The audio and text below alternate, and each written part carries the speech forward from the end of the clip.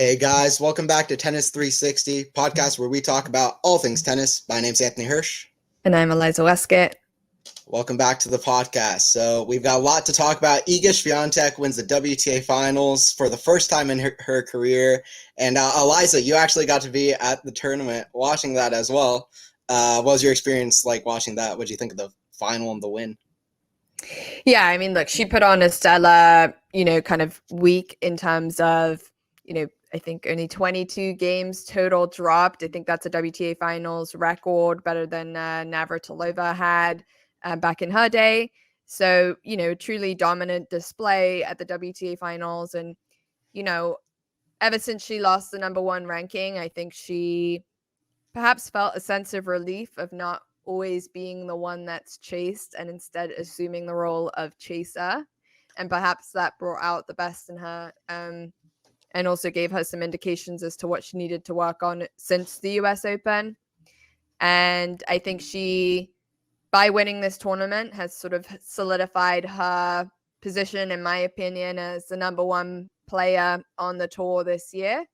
One more kind of large title, and her performance there was just so dominant. It's tough to kind of to question that. And the final itself, I mean, look, we'd love to see a more competitive final. We'd love to see a scoreline that seems a bit more thrilling and gripping. But the conditions were just so tough this week in Cancun. And I think for Pegula in particular, the conditions were very different from when she played on Saturday to Monday. All of the week, kind of Wednesday through Saturday, was extremely windy and rainy. And Pegula kind of seemed to be the one that knew how to handle that the best. And the conditions yesterday were different to that. They were calmer, not quite so brutal. And it looked like she had a hard time adjusting to it, was switching her racket setup a couple of times and just couldn't really get going in the final. And from that perspective, a little disappointing, but, an ultra dominant performance from Iga. Yeah.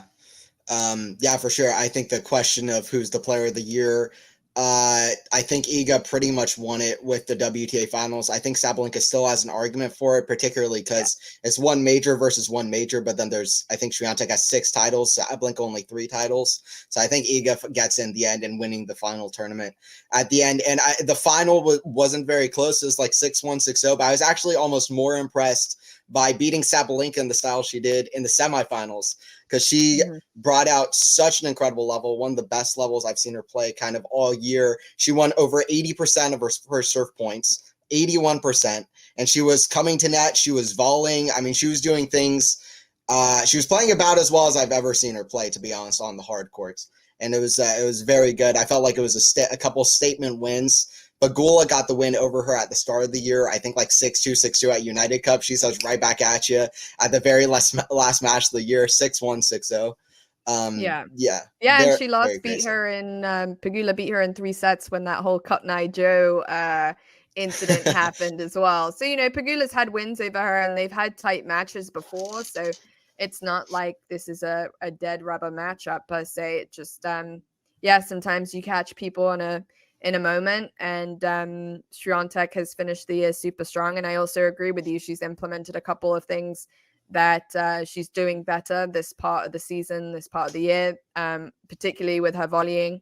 And I can't quite, pinpoint what it is about her serve, if it's different at all, or if it really was the surface that was favoring her serve. But she was causing not just Sabalenka, but, everybody problems with her serve this week, which isn't something we would usually say about Swiatek's serve. It's, usually we're looking at Rybakina, Sabalenka, Garcia with kind of the best servers on the women's tour. Swiatek's not usually the one who we think of in that way, but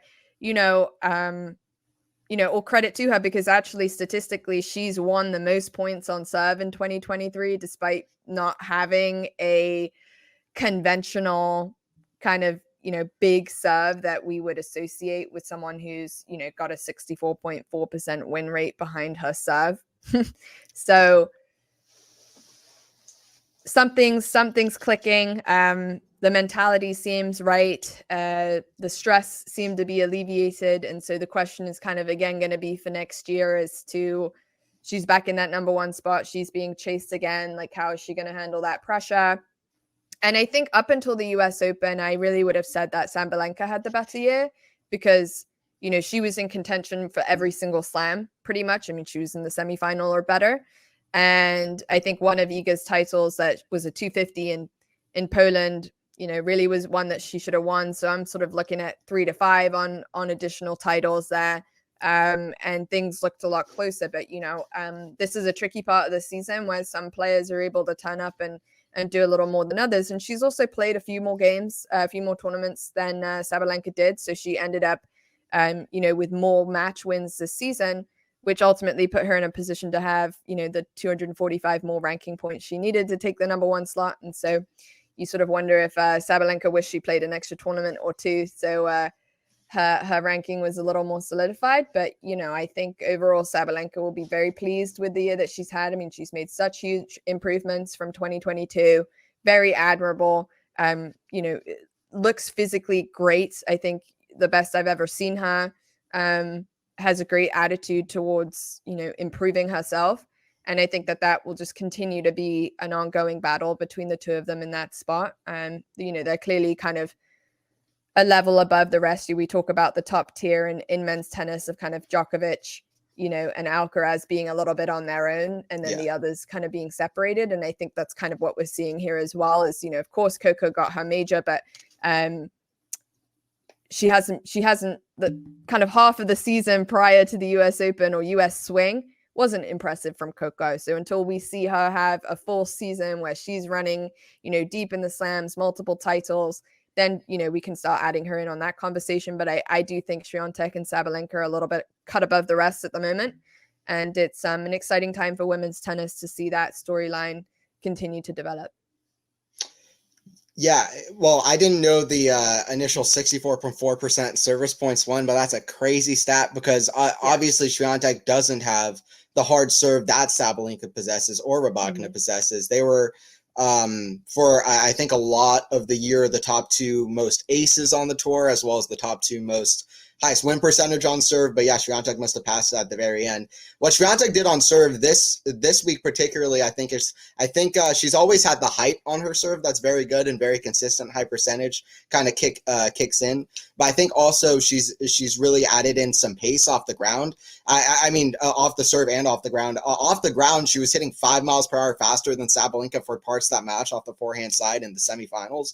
And it was I think Swiatek in many aspects really just started hitting with so much great pace, her athleticism was amazing from the back of the court, helping her get into position for a lot of shots, especially off the forehand side. The forehand was amazing, especially in the semifinal match. And in the final, Pegula really didn't bring her best level, especially a lot of errors coming into the net.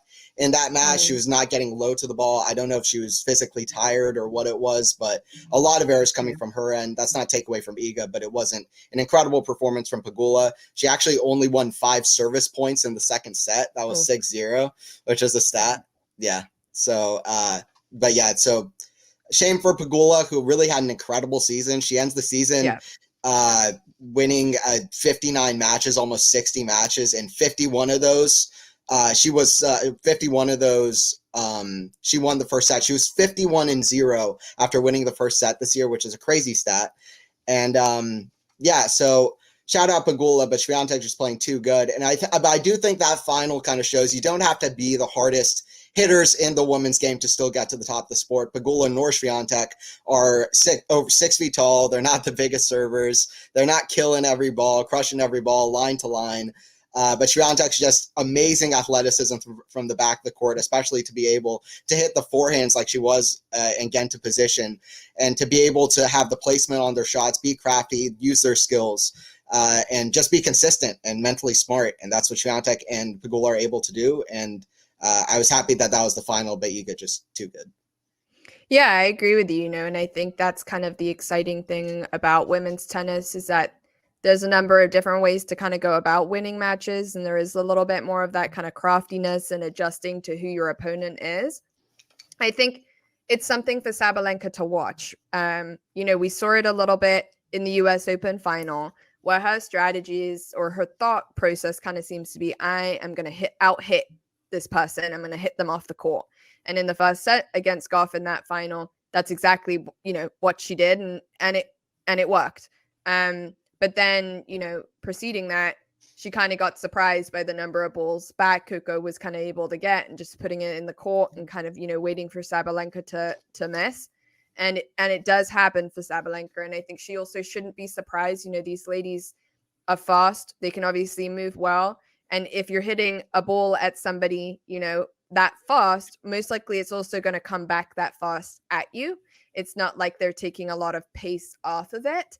And so we've seen those stats a couple of times. I think even Pegula was hitting harder than Sabalenka in that matchup because, when you're pounding it down at somebody, you just got to have fast hands to be able to, push it back with the similar speed. So I think she does need to kind of have a think about her plan B a little bit and her variety. I think that to me is what's missing with Sabalenka is the fact that I don't think she kind of has to commit to this all-out power you off the court strategy, especially for these other kind of top 8 players that she's playing against. Other players that are outside of the top 10, top 20, yeah, that's a tactic that's going to work. But I think she needs to continue to kind of grow her intelligence on the court and be willing to be a little bit more crafty. I think Swiatek hit a number of really good drop shots this week, a new kind of skill we haven't seen too much from her. There's things like that, would also help being integrated into Sabalenka's game. And I would assume are things that she's going to work on in the off season. So, but I agree with you. I think Pegula's had a great year, has completely solidified herself inside the top 10 as a contender. Has picked up a good number of titles, obviously got some wins here at the WTA Finals, which she wasn't able to do last year. And I think the next step for her now is, she's got to make an impact at the slams. That absolutely has to happen in order for her to get to the next level as well. Yeah, absolutely. Yeah, I mean, Pegula, I think now is like 0-6, 0-7 in quarterfinals. Yeah. That major, some bad stats. She actually got really close at Wimbledon, which you wouldn't expect to on the grass courts. Yeah. But yeah, that's where Pegula needs to improve on. She actually had quite a few wins against top 5, top 10 players throughout the year. She was actually top 5 for the whole season. But yeah, it's just at the majors where it just kind of evades her for whatever reason. But yeah, it was a big win for Iga Swiatek. I feel like after the Beijing tournament was when Swiatek really started picking her game up. She said herself after that tournament, like, I'm not going to tell you what it is, but I found something at that tournament that was quite special to me. And you could see it through all of her matches there. She beat Coco, got revenge in the semifinals, and then had to beat Samsonova in the final very comfortably. I mean, she really found her game again. And then everything that she was showing in that tournament, coming to net more, which is great. Like you said, hitting more drop shots, adding more variety. And she looked more like herself. And yeah, in this tournament, I feel like she really found it. And that semifinal versus Sabalenka, outside of clay courts potentially, is the best that I've ever seen Iga play. She was absolutely ruthless, absolutely dialed in. And you could see it after her reaction. She didn't do a single piece of emotion throughout the match. After the match ended, she was going crazy on the court, very passionate. And it was great to see from Iga, who's usually so kind of dialed down in a match. But yeah, she cared. She cared about getting that world number 1 ranking back, and she knew what was at stake. Yeah, of course. Yeah, I agree. Yeah. But yeah, and then, like you said, Iga, the least games ever lost in a WTA Finals, 20 games, absolutely dominant. And yeah, it was a crazy WTA Finals, though. I mean, the conditions were something else. It was constantly raining, constantly start and stop. The wind was ridiculous. You were at the event. Do you want to tell kind of your version of what happened at the event from your perspective? Yeah, I mean, look, I think one can kind of split it into 2 parts. The first part kind of talking about the court itself and the surface, the stadium that they built. And, it was built on top of a golf course. The ground was wet and soaked from rainy season. We're talking about, a court that was built on top of grass. That's a very hard surface to make sure is level and even and isn't going to create kind of dead spots and strange bounces. And I mean, like, I was looking underneath the stadium. I mean, it was like this thick. It was so Yeah, that's thin. crazy. Yeah. It was crazy. And like even parts of the stadium like screwed into tree roots. I mean, I was talking to photographers, they were like, this is the most hairy stadium we've walked in. I mean, you could tell it was put up in the short amount of time it was put up. So from a player perspective, the court was unpredictable. It at some points the ball completely died and there were significant dead spots. And then at other points, the ball was bouncing like crazy. I mean, I saw a couple kick serves from Swiatek that was above Sabalenka's head. I mean, those are things that we don't associate with Swiatek's serve. And I'm sorry, like, I know she's an effective server, but we don't see her kick serve like that on a regular basis. And there's plenty of evidence to prove that. So it was creating a very difficult environment for the players to be able to read the ball well. And then on from a fan perspective, it was not the best. Like, you were walking through mud and feel like your golf course, patches that were wet and soggy and sandy and people falling over in it. I mean, totally inaccessible for anybody with disability. I mean, not very nice to have to walk through that, navigate that. Obviously, no indoor space really to hide when the rains were coming down. That part was unpleasant. So, the players were challenged by that in itself, and then you add the elements on top of it, which I know we're in kind of the first week in November, but in October in Cancun, statistically, it rains 17 days of the month. So, I mean, they knew coming to Cancun that that was going to be a gamble, or they would be fighting the elements. One rumor or suggestion I heard was that the WTA originally intended for this to be at an indoor venue, but that they had gotten the height of the indoor venue wrong. The ceiling wasn't high enough, which is another reason why they ended up being so last minute with the stadium construction. I can't confirm if that's true or not, but another thought as to why it was so last minute. And I also heard from locals that the stadium kind of was like mostly finished, and then they had a huge rain and they kind of had to like start over with a lot of it. So again, that kind of led to a lot of stress pre-tournament, why the players couldn't warm up on those courts, etc. But I mean, so you had the rain and it wasn't like you had one downpour a day where it rained a couple hours and it stopped. I mean, it was constantly, intermittently raining. So it was really hard for players to get momentum. It was hard for the fans to kind of really get excited about it. You'd have, I think with the Sabalenka-Rybakina match, they had 6-7 rain delays or, pauses in there. That's really difficult to like come back and, warm up and face a break point that you were defending. I mean, it completely lost momentum for the players. And then on top of that, I think we all know as rec players or professional players, playing in wind is one of the most difficult things that you can do. And the wind was crazy strong. I mean, we were talking about wind that was coming from the periphery of hurricanes that were hitting lower down areas in Mexico. So, I mean, these were strong gusts. I think Coco posted a kind of funny video on her Instagram of like one of her coaches trying to hit the ball out of like the practice courts, and it ended up coming back inside because the wind was so strong. And I mean, I was sitting behind the players at points, and you know how it is when it bounces and then all of a sudden it's like over here, and their footwork was all off, the timing was off. And some players can adjust to that better than others, depending on their setup, their grip, how they move, how they read the ball, etc. And some players just had more patience for it, and that's understandable. It's hard. It gets into your head. It's one of those things that can really kind of destroy your momentum and destroy your confidence if it's not going well for you. And we saw that with like Sakkari and Vondrousova and Jabeur. They just couldn't really get a grip on it. And you could tell they weren't having a good time. Even with Coco in her semifinal against Pegula, she couldn't figure it out. And the match that she lost against Swiatek, she had, I think she was serving for the second set and she had like 4 double faults. I mean, it was a huge way and it made for an unpleasant fan viewing experience. And ultimately, I think in moments, diminished the quality of the tennis. And we saw that in a number of the score lines being so drastic. I mean, so many bagels this week that's not normal, for players of that level, and we don't usually see that. And I wouldn't chalk that up to the women not being good players. I would chalk that up to, two kind of big factors in their environment, and it's not just the elements, and it's not just the court, it's both.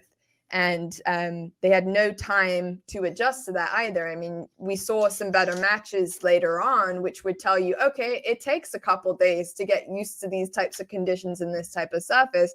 Giving them 40 minutes to practice on here isn't enough. And I was in a press conference with Navratilova and Chris Evert, and they talked about how one of their finals was in Madison Square Gardens. And they were like, they put up the court literally the morning of the finals because they had a match before. We didn't have time to practice. But it's like, okay, but you were inside. So like it's one of the two factors that you're kind of competing with. Here it was everything. And I did feel bad for them at times, because it just you want to be able to see the best tennis possible at the WTA finals. It's a celebration of women's tennis, their achievements. It really should be gripping and thrilling matches. And we didn't get that this week. And, I've been to a number of tournaments, and I've seen a number of these players play before. And I can, kind of quite confidently say that I didn't see the best performances from these players this week that I've seen from them in the past. Like it wasn't the best tournament I've been to, unfortunately. And, all of that leads to kind of this culminating question of, why did they pick Cancun?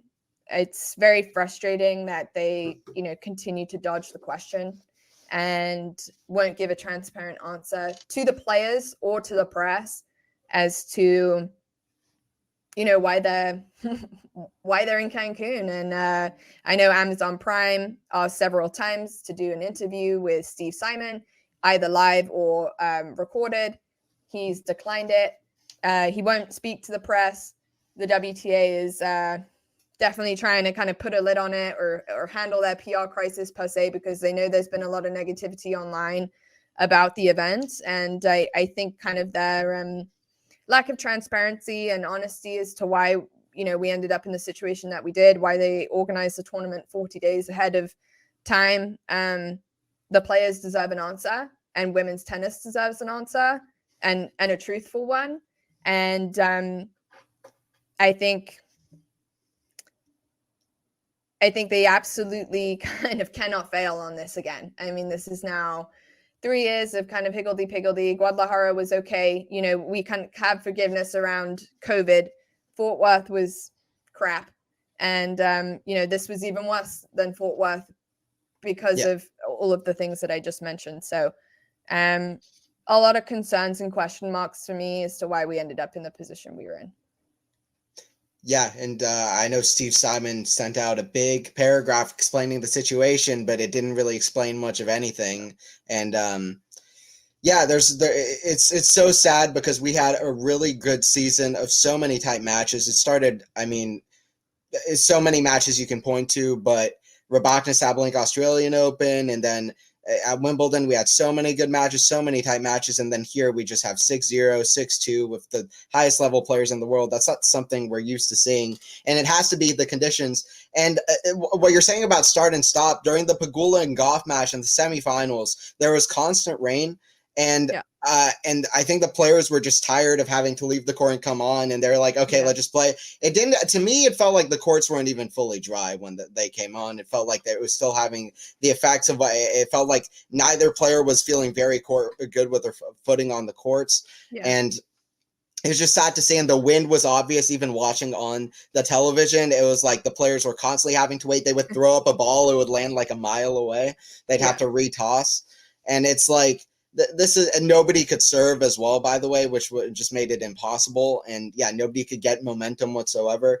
There needs to be an explanation. And where you're talking about the stadium being so obviously built on a golf course and it being muddy, like that's not something that's acceptable for a tournament that's played for one of the most popular sports in the world at the highest level. Like, if we want people to respect the slams or respect the tournaments outside of the slams, then we need to make sure that that we give them the best preparation possible, the best management possible, and make sure the players all feel comfortable and get the right practice. Because even if they get the right practice in these conditions, they're not even going to be half the players or produce half the best matches that they would otherwise. So yeah, I was just very sad watching on TV because they weren't allowing these players to play at their best and compete at their best to get that kind of level or best product that they just couldn't get super there. disappointing. And that Pegula Goff semifinal, that was the worst rain day of all the days. I was surprised they even played it. I mean, there's no way the court was dry. It wasn't.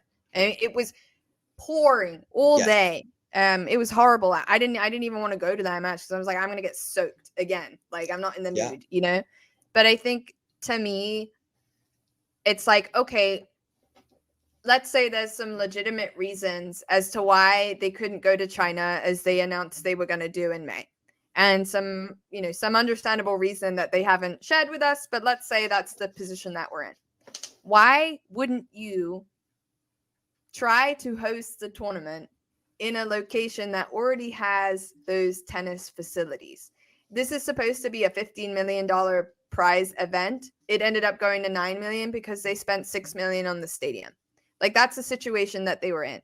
Why did you spend $6 million on a temporary stadium in a location where it rains all the time and you don't have a roof? I mean, I know that there were talks about bids in Ostrava and like concerns about, whether Belarusian player could play there. And so that's why they didn't end up voting on it. But I mean, the WTA should be able to, create contracts or foster deals with tournament locations that they already play at on the tour, where they know they have a solid fan base, where they know they're going to have good conditions. I mean, you're telling me you can't find an indoor location in Europe where all the players can travel to that's going to, be able to put together a decent sized bid? I mean, like, they could have even kind of adjusted and been like, look, all right, we'll turn Guadalajara into the WTA finals venue again, and we'll skip that as the Masters and put it somewhere else. I mean, it just makes no sense. I don't understand it. And the fact that they also put it the week that they did. I mean, I know they had Billie Jean King Cup to deal with, but I mean, the Toronto Masters Turin Masters isn't starting until next week. They could have also delayed a week and picked a time in November where they were out of this kind of rainy season and try to make the outdoor event a little bit more possible. And also a time of year where people actually want to go to Cancun and give them enough time and notice to go to Cancun. I mean, so that's why it's like, why didn't you just pick a home run at a location where you have fans that are going to show up? It just would have made much more sense. And it's not like the weather just came out of the blue or anything. The forecast was there all along. I heard people on Twitter being like, this event is going to be a disaster. Is there no roof? Oh, look at the forecast. It's the rain gets more and more as the week progresses, which is never a good sign. That was the forecast beforehand. It's like it's just completely just, I don't know what the leadership at the WTA was thinking and why they decided to do this. Because yeah, I mean, they can say what they want about excuses, but they should be able to find a venue, in my opinion, somewhere in Europe that would make way more sense to play this event in. It's very weird. It's either very amateur or there's something shady going on. Either way, it's no good. Either way, there should be calls for new leadership. I think Navratilova's right. Like, Steve Simon's been there for 8 years, and since 2019, 2020, the WTA hasn't turned a profit. Part of that's due to COVID, part of that's due to Peng Shuai. Not everything's under his control, but it should be that a woman is in charge of women's tennis, and whoever is in charge here in terms of the kind of management structure, it seems stale. It seems like there's a lot of egos involved. A lot of people that kind of walk around with a "I'm better than you" type of attitude, and a lack of kind of what felt like a lack of excitement and appreciation for the product, and a willingness to do the storytelling and to do the marketing and to go about things with integrity and in the right way that respects the players, that gives them the best possible opportunity to play the best tennis. And they disrespected themselves and the players by hosting this event in the way that they did, and then also with their kind of attempt to keep a lid on it and only post pictures of the crowd when the crowd showed up on the last day. You know, it was just like, yeah, everybody sees through the bullshit. I'm sorry to say it. Like, social media, everything's going to get out. It gets around. And it felt like the approach was super naive and honestly unprofessional in moments too. So I think they have a lot of questions to answer. And if hopefully, you know, the PTPA can also get involved here and demand some change. And hopefully in the off season, we see a reshuffling of the cabinet, because I think these complaints are only set up to get worse if the same leadership remains in place. I mean, the fire's burning, right? So any little thing that's added on top of this now is going to be an explosion, even if that in itself is not, you know, that catastrophic of a moment. I mean, you have another Categate incident or something like that, and people are going to freak out. So I think they really need to tread carefully. They really need to have a think about how they want to approach things for 2024. And if I could give them a word of advice, it would be make some changes.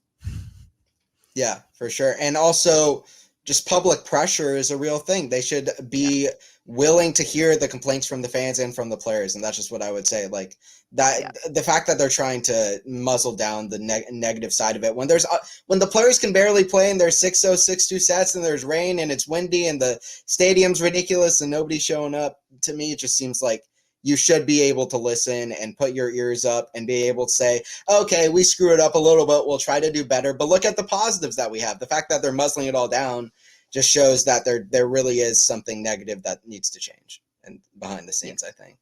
Yeah. But yeah, that's interesting. Well, I'm glad you got to go to Cancun, but I'm sad that the experience was so awful, or so I was most had bummed awful about, parts like, to it.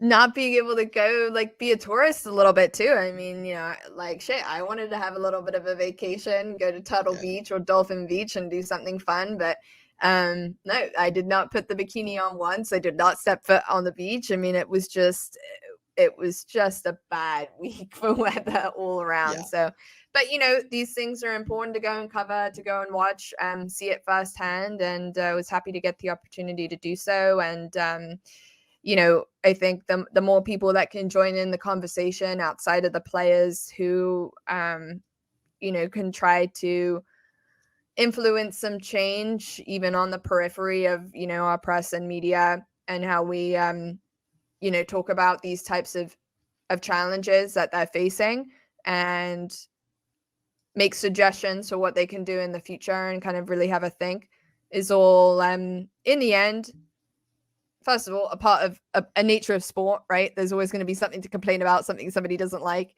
but it's also an important part of evolving the WTA. It's 50 years old now. There needs to be some,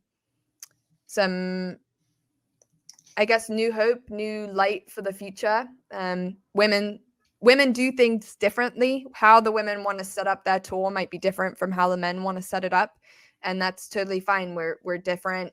We're different and have different priorities in life, and what the women are asking for is different from what the men are asking for.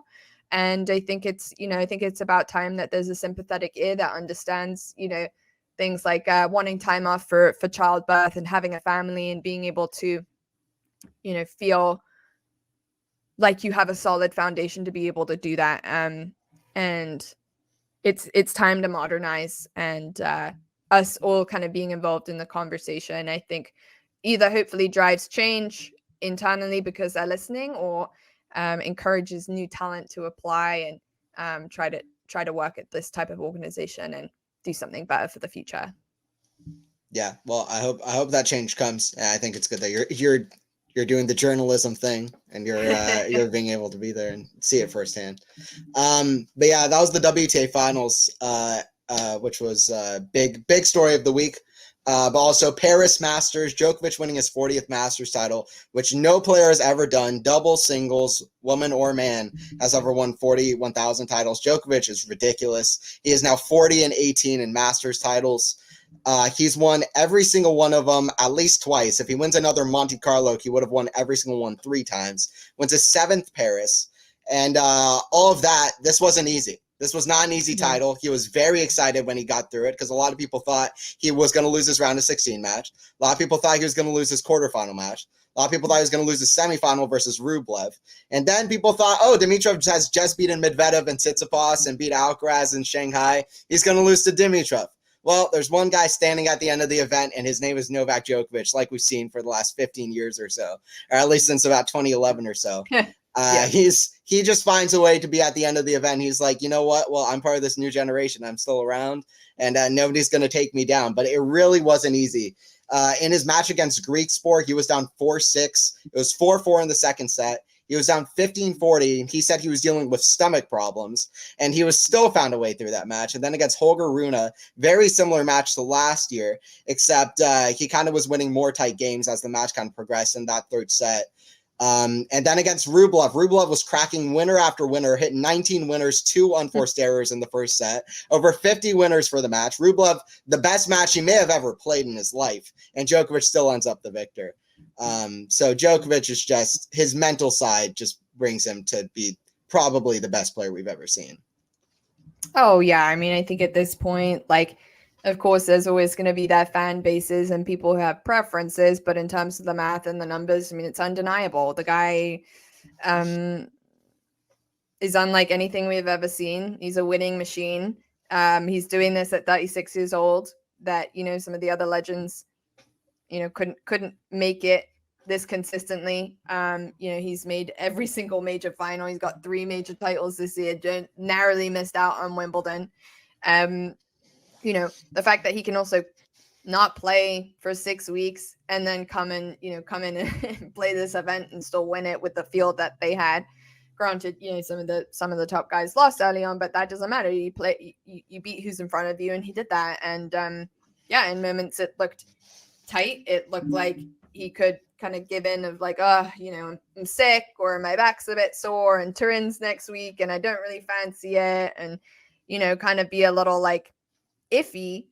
But we didn't see that from him at all. He's determined with every single tournament that he plays that he's going to win it. He picks the tournaments that he thinks is important, and he shows up with every intention to win, and he gets it done 90% of the time. Yeah. And yeah, I mean, there's nothing more to say than it's just admirable to watch him play, to watch him come through these moments. And he's the best of the best. That's simple as. Yeah.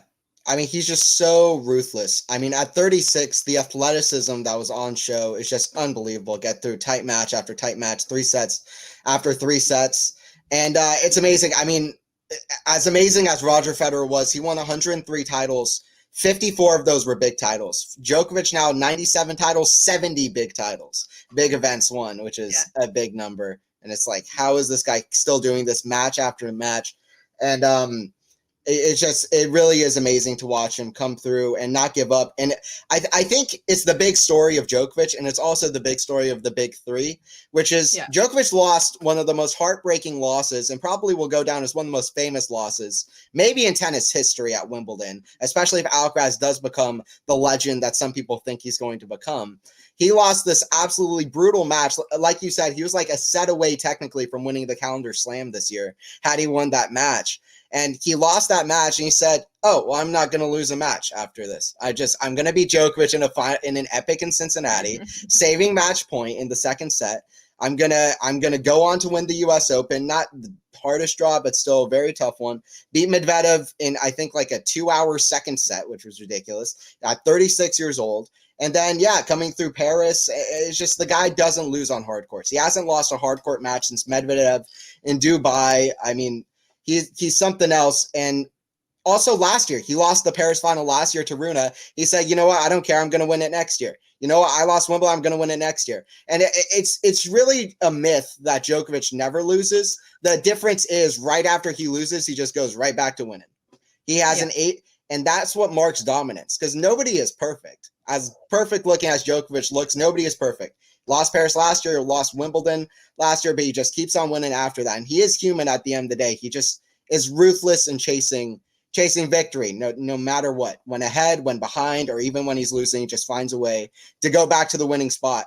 And I mean, Novak is just unbelievable. And this week, I mean, his forehand is looking as good as I've ever seen it. His forehand was amazing all week, and he wouldn't have been able to beat Rublev if it wasn't. I mean, it feels like he's been perfecting his game, and he's perfected the forehand to be such an amazing weapon, such an adaptable weapon, such just effective shot in, shot out. And it's exciting because I feel like he still has more to show us in tennis, and Djokovic believes the same thing. He said this week, you know what, I'm chasing the records. I want the most Grand Slams. You know, I'm not going to be dishonest about it, and I believe that I have a place in history. So show me what you've got. I'm going to show you what I've got, and let's see what happens. And it's quite amazing to see from Novak that he's still doing this at 36. It's so wild. Yeah, I think that's exactly right. And I think what he's done better at his age than anybody else who's had, longevity in their career is kind of his ability. We've talked about this before, but he constantly just reinvents himself depending on, where a weakness pops up. And when you get older, naturally there are going to be things that you need to change or do differently because your body can't, do things the same way you did when you were 25. And he even admits that. So I think for him, he's almost like motivated or continues to be engaged because he's like, oh shit, there's always something new for me to learn or tamper with or change or adjust. And, we see that with his serve. We see that with his willingness to serve and volley. We see that with the forehand continuing to improve. Like, it used to be the backhand and Djokovic were synonymous. Like now we're talking about kind of an all court game with weapons kind of everywhere. He's learning from his opponents and kind of what they do and how to figure it out. Comes back with a different strategy if he loses. I mean, The guy's hyper intelligent, hyper motivated, ultra disciplined. Nobody's as disciplined as him. I think not just in tennis, but honestly in any sport. I mean, I really can't think of anybody that is that elite and trains in those ways and is as dominant for as long as he's been in any other sport. I mean, we're talking about the guy like hardly gets injured anymore either. I mean, he I don't know how he does it. It's incredible. I mean, half of the field, is 10 years younger than him. That's inside the top 10. I mean, nobody's even close to his age, and he's still laughing all the way home. I mean, because he wins everything. So yeah, I mean, of course he's human. Of course he's going to lose the odd match. Nobody is invincible, but I think the rest of the tour probably, went into this year maybe thinking, how many more years can Djokovic do this? Like, surely not. And I think if I take anything away, I'm like, at least 3 more years of this, at least. Like, barring a major injury that, comes from an accident or something that's a fluke, that's unlucky. I mean, this guy is going to take care of himself. He's going to take care of his body, and he's going to quit when he's bored and satisfied. And I don't think his body's going to give out on him, and his mental is certainly not going to give out on him either. Yeah, certainly not for next year. I think a lot of people going into this year were like, is this the year? Next year? No. I mean, that what we learned from is don't count him out. This guy is still around at the very top of his game, winning 3 out of 4 majors. To be fair, he is still younger than, for example, Federer when he won his last major. Right now he is. Yeah. So we'll see. Mother Nature seems to never lose. But if somebody's going to beat her, I think his name is Novak Djokovic.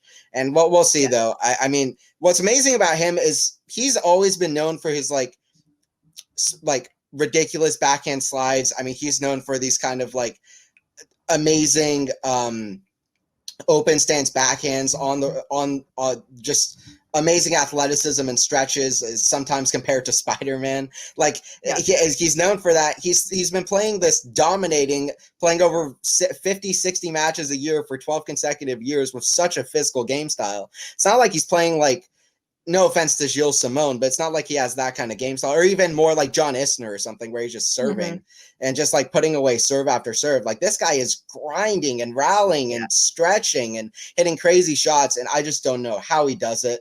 I think some people would have said it's not possible at 36 to win 3 out of 4 majors. We'll see what he does in next year, because like you said, I think he's going to end it on his terms.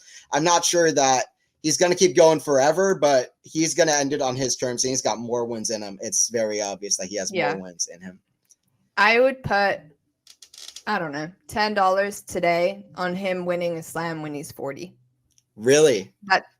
Yeah. I mean, we can check back in 4 years if that happens. But honestly, I would not be surprised. I really would not be surprised. I mean, we're seeing athletes hitting that 39-40 mark in the Premier League, in other sports, and it's happening. And he's certainly, on the right trajectory, in my opinion, to be somebody who's like that. I secretly think that's kind of something he would love to be able to say. Yeah, I want to slam when I'm 40, when I'm 20, when I'm 30, when I'm 40. And I feel like that might be the moment he sort of throws down the gauntlet. Obviously, it's a ways away, but I would put money on that today if I got some good odds. Yeah, well, we'll see what happens. He's certainly the best 36-year-old that we've ever seen him play. I don't think he'll win a major when he's 40, to be honest, but I'm willing to take that $10 bet. I'll give you the 10 and if that happens. There you go. Yeah, I'll come find you. Sounds good. All right. But yeah, I mean, Paris Masters, great win for Novak. We'll see what he does in Turin. I mean, hasn't lost a hard court match in a Masters or a major tournament all year. And that's, I think, the big stat going into Turin that everybody is very afraid of. 24-0. Yeah. All right. And so for the power rankings, I mean, Djokovic moved back up. I gave Yannick the nod last week, but Yannick had to withdraw from the tournament because Paris Masters had ridiculous scheduling where he was playing a match at like 3 a.m. And then he was just like, you know what, I'm out. I mean, I'm going to Turin. I don't need any part of this. I'm one of the 8 best players in the world. I'm not going to be playing at 3 a.m. then have 5 hours sleep and come back. So he said, I'm out. Either way, Sinner drops down, mostly just because Djokovic came back and he's on I think 19 match win streak from Cincinnati, US Open in Paris. So Djokovic deserves the number 1 spot for sure. I don't think anybody's contesting that.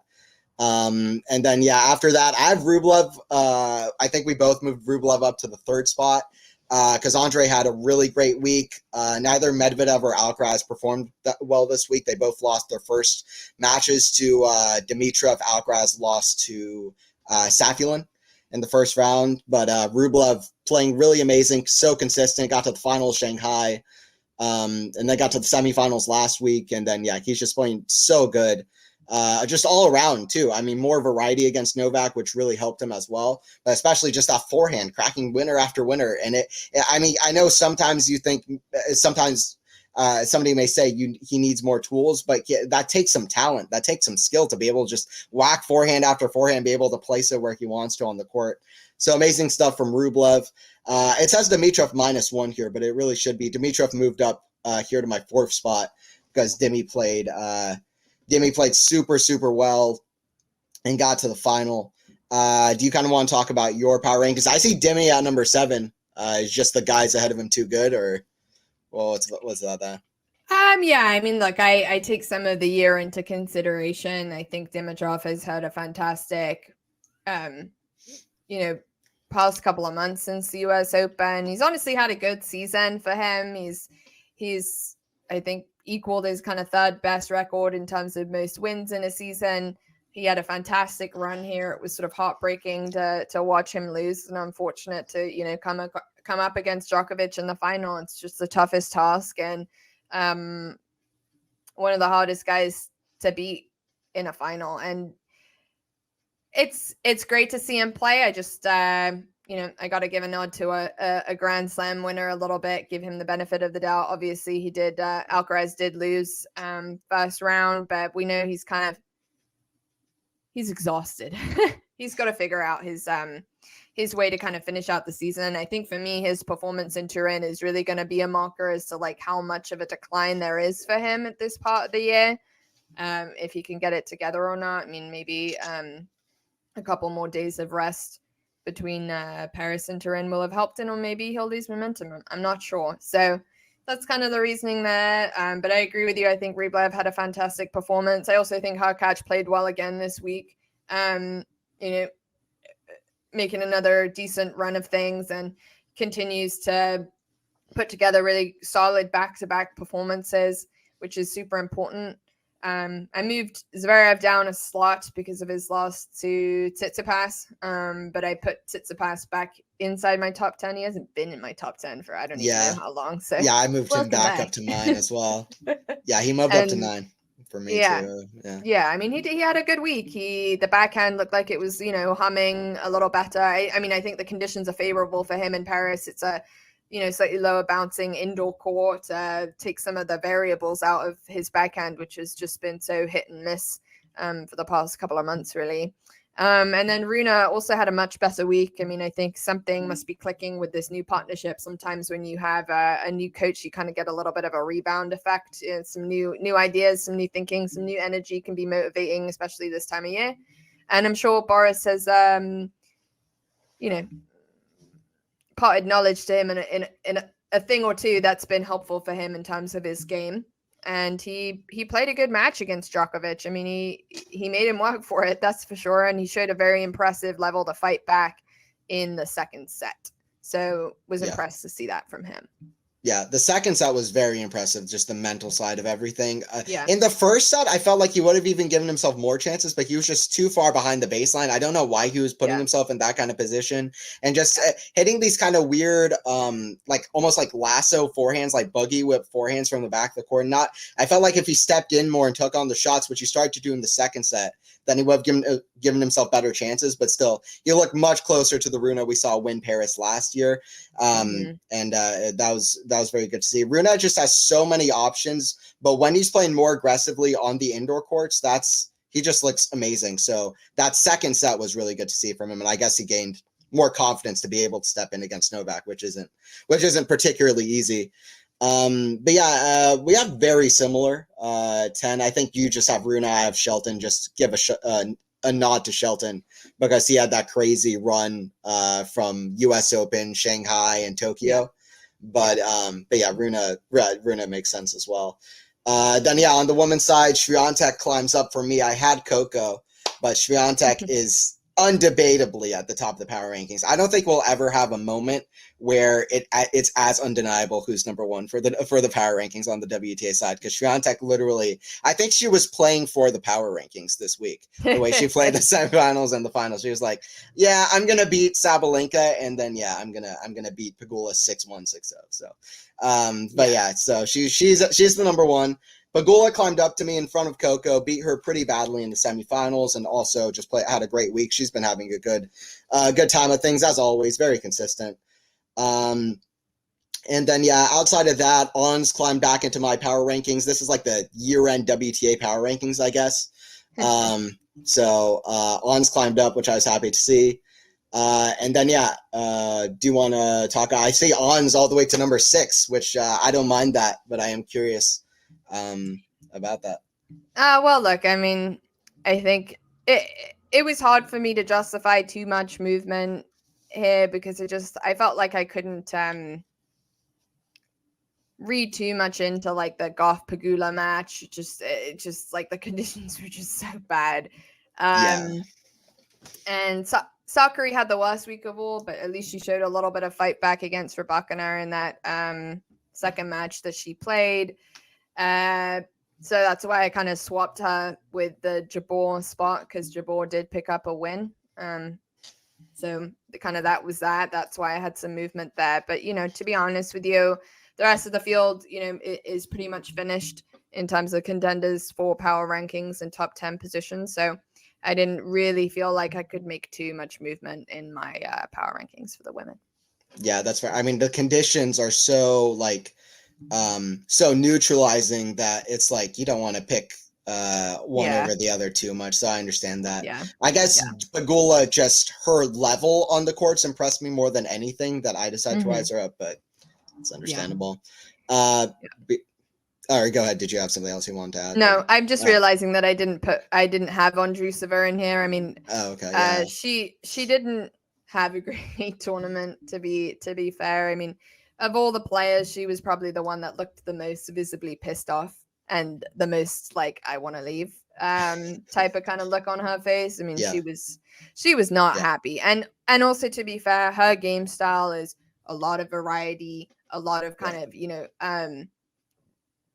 random shot making, kind of different decision making from traditional, and that's even harder to do under those types of conditions. I really thought she's the type of player that's crafty, that's clever, can kind of come in, under the radar a little bit. And I thought she might be able to cause some problems this week, but she just, she had the chance to beat Coco and she was serving for it and just couldn't get it done. I'm not sure exactly what went wrong with her, but that the conditions seemed to really impact her the most out of everybody in that field. And it was kind of hard to move her in, given the good performances last week that we saw from Hadid-Meyer and Krejcikova. Yeah, that's right. Well, yeah, Hadid-Meyer winning the Elite Trophy. Yeah, I think, well, that might explain, like, the final, like, Pegula taking on Swiatek, because they're, like, two of the more, like, consistent, like, kind of hitters in the tour. So I think, Jabeur took out Vondrousova, but there are also players that like to dictate, whether that's not even necessarily with big shots, but weird, like, crafty, like, chips and slices and coming to net and drop shots. And, I think under, like, the most chaotic conditions, playing a kind of chaotic game, and Sabalenka's game isn't particularly chaotic, especially this year, now that she's gotten a little bit more consistent, a bit more mentally solid, better shot decisions, but her game goes for a lot with the forehands. And when there's so much crazy wind, to be fair to Sabalenka, I think it was a little bit harder for her to play her game. And that might be part of the reason we saw some of the results. So, She also has a very high ball toss.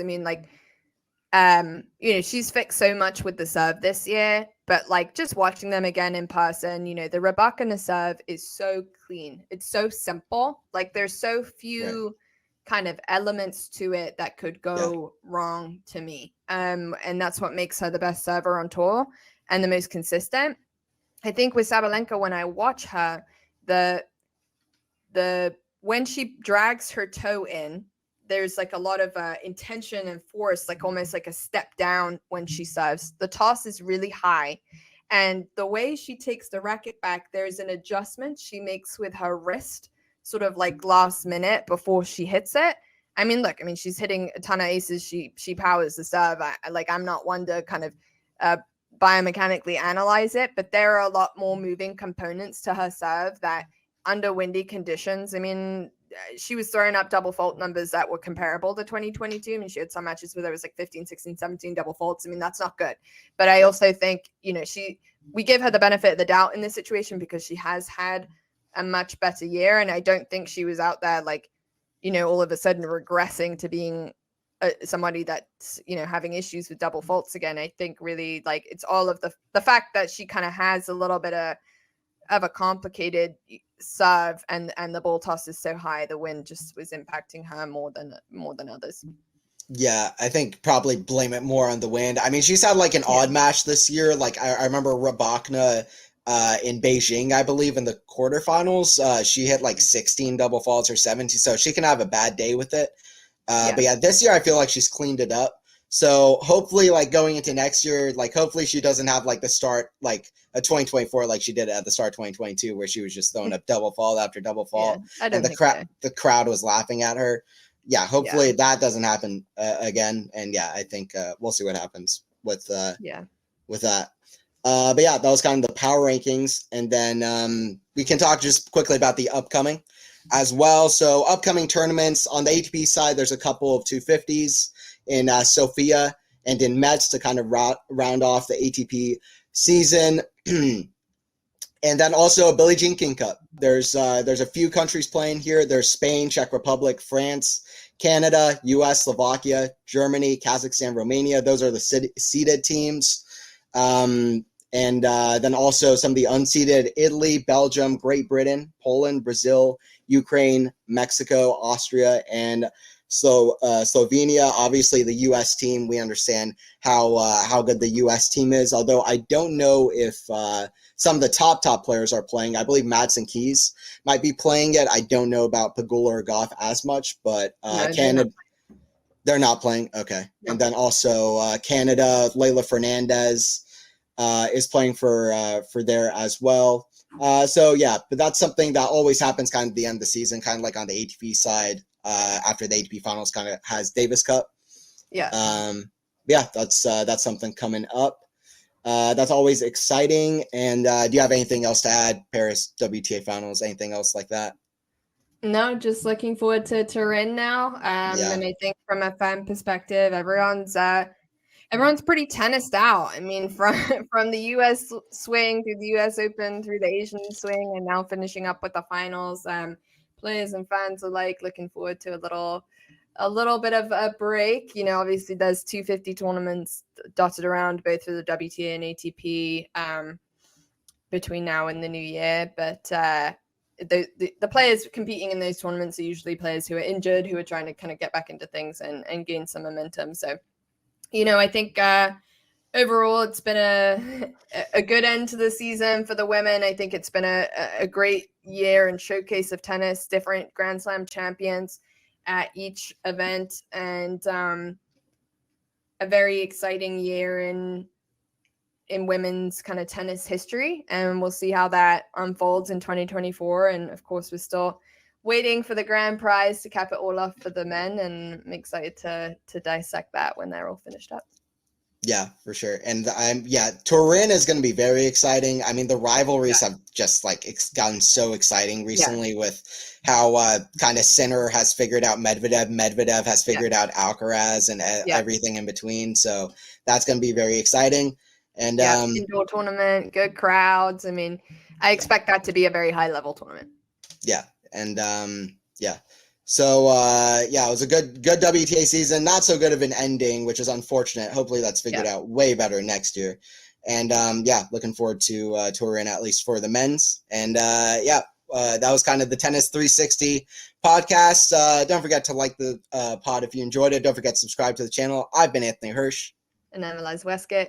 See you guys at the next one. Bye.